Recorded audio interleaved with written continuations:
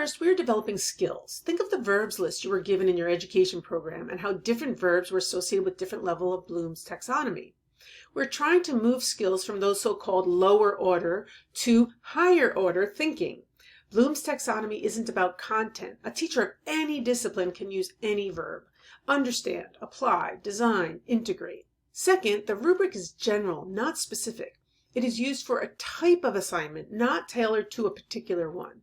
It is meant to be used as written over and over and over again for broad categories of work throughout the year. Because the rubric is general and skill-based, the same rubric should be able to be used within multiple courses within a department, as well as throughout the school in different departments. Wouldn't that be great? For example, writing an explanation is a skill students use in nearly every class they take. Imagine if the same learning progression was used to assess it. This is my dream, but I realize I'm getting way ahead of myself. The focus of our class is feedback and continuous individualized growth.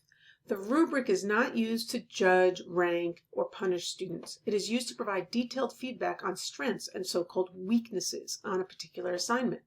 It is this, accompanied by the student-teacher interaction, that will enable students to show improvement over time.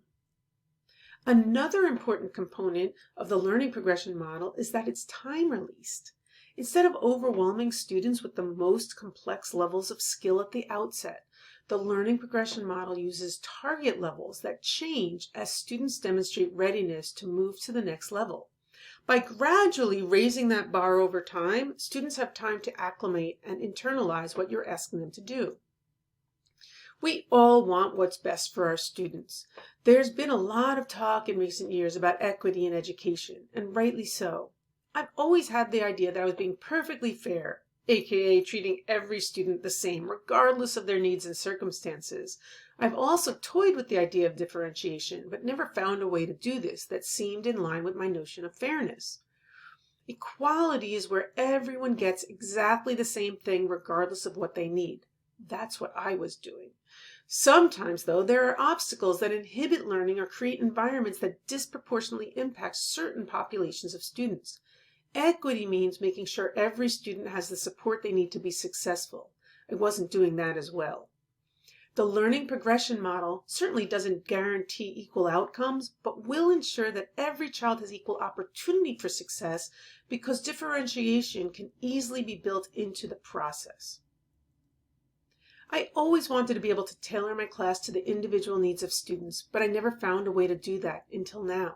Using learning progressions allows me to quickly and easily help individuals set personal goals without my being overwhelmed by creating dozens of individualized assignments.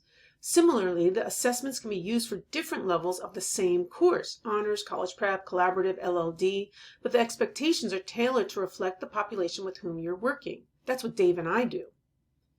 Now you should have a general sense of the 7 concepts that underpin this approach. We'll be digging more deeply into each of these during Module 2 to flesh out those ideas and provide some of the background that supports the development of the learning progression method.